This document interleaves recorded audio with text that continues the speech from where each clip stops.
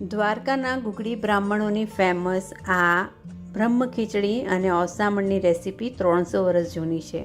અત્યારે પણ દ્વારકામાં એ જોવા મળશે તમને.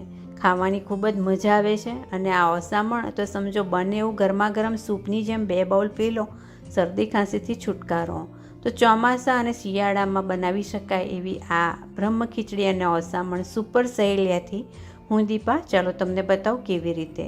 સૌથી પહેલાં બ્રહ્મ ખીચડીની તૈયારી કરીએ. જેના માટે તુવેરની દાળ અડધો કપ લેવાની છે, જેને આપણે પાણીમાં અડધો કલાક માટે પલાળી દેવાની છે. આ ખીચડી બનાવવા માટે ખાસ તુવેરની દાળ જ લેવામાં આવે છે. અને અહીંયા જેટલી દાળ એટલા ચોખા અહીંયા બાસમતી ચોખા લેવાના છે, એ પણ અડધો કપ. ચોખા હમણાં પલાળવાના નથી, ખાલી દાળ જ હમણાં પલાળવાની છે. ચોખા હમણાં બસ કાઢી અને સાઈડ પર રાખો. અડધો કલાક પછી દાળ સરખી રીતે ધોઈ લીધી છે, સરસ પોચી પડી ગઈ છે. ખીચડીની બીજી તૈયારીમાં લીલું મરચું આ રીતે બારીક સુધારી લઈશું. અને લીલું મરચું સાધારણ તીખું છે, અને તીખું જેટલું તમને ગમતું હોય એટલું વધારે ઓછું આ લીલું મરચું તમે ખીચડીમાં નાખી શકો છો. અહીંયા મીઠો લીમડો લેવાનો છે 8-10 પાન, અને તેજાનામાં થોડાક તેજાના લઈશું. ચાલો હવે માટીના વાસણમાં છૂટી ખીચડી બનાવવાની છે. પહેલાંના જમાનામાં બ્રાહ્મણો બનાવતા સઘડી ઉપર અને માટીના વાસણમાં. હવે સઘડી તો ન મળે, પણ ચલો માટીના વાસણમાં બનાવીશું. 2 ચમચી જેટલું તેલ લઈ લેવાનું છે, અને તેલને થોડું ગરમ થવા દેવાનું છે.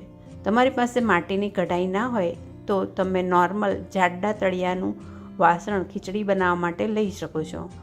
તેલ થોડું થાય એટલે અડધી ચમચી જેટલી રાઈ નાખવાની છે, અને રાઈની સાથે સાથે અડધી ચમચી જેટલું જીરું નાખવાનું છે.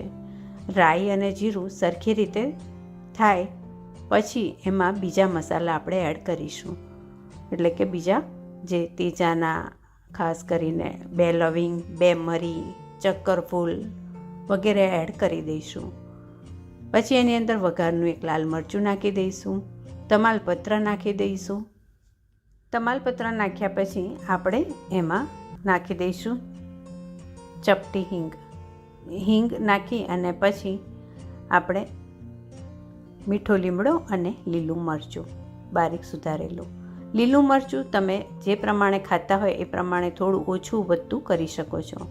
ખાસ આ ખીચડીમાં હિંગ જેટલી સરસ સુગંધીદાર અને સરસ હશે એટલો સરસ સુગંધ અને ટેસ્ટ આવશે. એટલે હિંગ બહુ સારી ક્વોલિટીની આ ખીચડીમાં યુઝ કરવાની.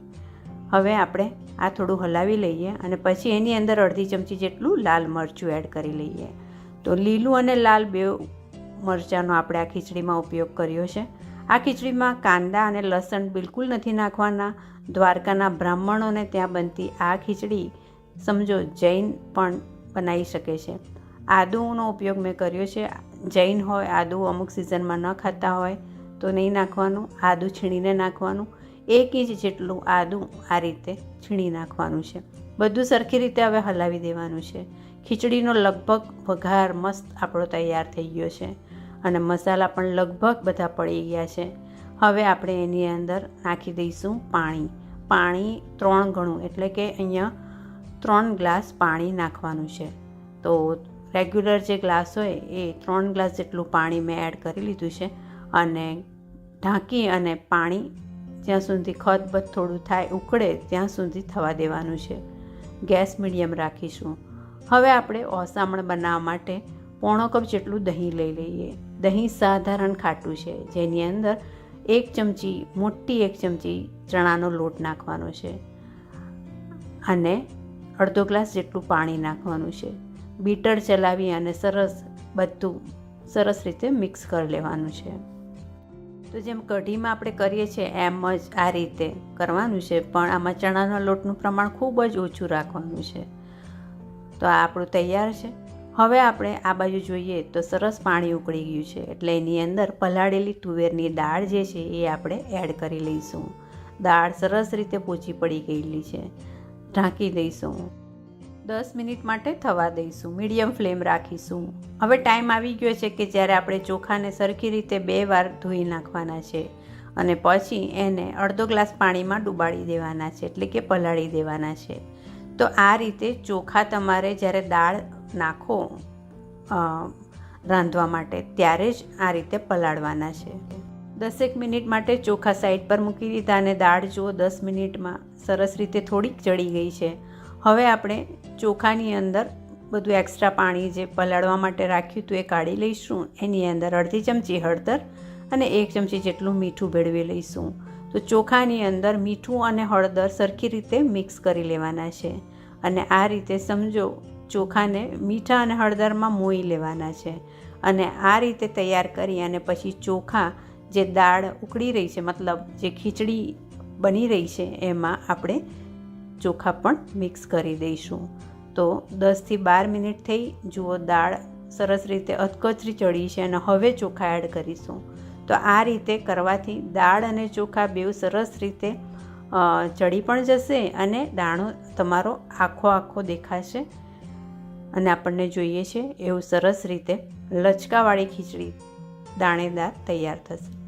હવે બધું સરખી રીતે હલાવીને મિક્સ કરી દેવાનું છે અને 10 મિનિટ માટે મીડિયમ સ્લો ફ્લેમ રાખી અને ખીચડી થવા દેવાની છે. બીજી બાજુ ચાલો ઓસામણને વઘારી લઈએ. જેના માટે એક આ રીતે કઢાઈ લેવાની છે, જેની અંદર 1 ચમચી તેલ લેવાનું છે, અડધી ચમચી જેટલી રાઈ અને અડધી ચમચી જેટલું જીરું લેવાનું છે.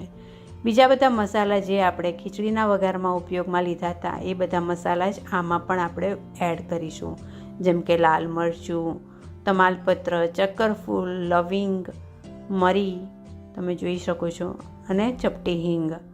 મીઠો લીમડો પણ નાખીશું ભરપૂર અને સાથે સાથે લીલું મરચું એક બારીક સુધારેલું.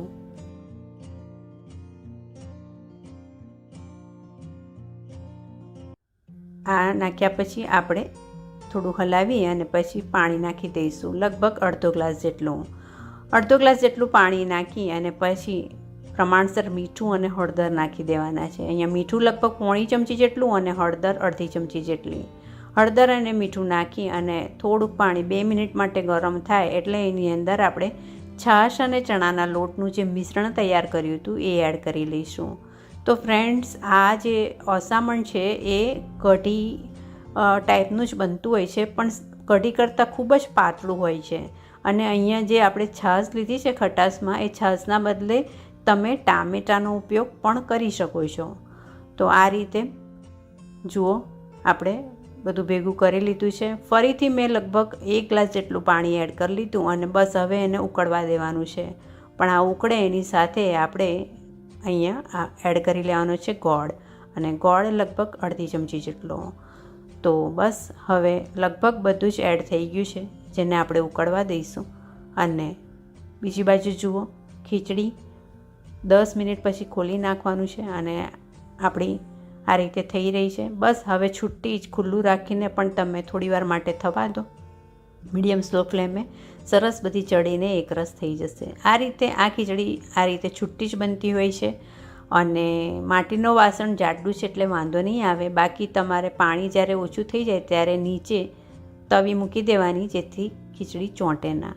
આ બાજુ ઓસામણ પણ જુઓ સરખી રીતે ઉકળી ગયું છે અને આ સરસ રીતે આ કન્સિસ્ટન્સી આવું પાતળું જ એ બનતું હોય છે અને લગભગ આ રીતે ઉપર આ રીતે ફીણ જેવું દેખાય સમજો થઈ ગયું.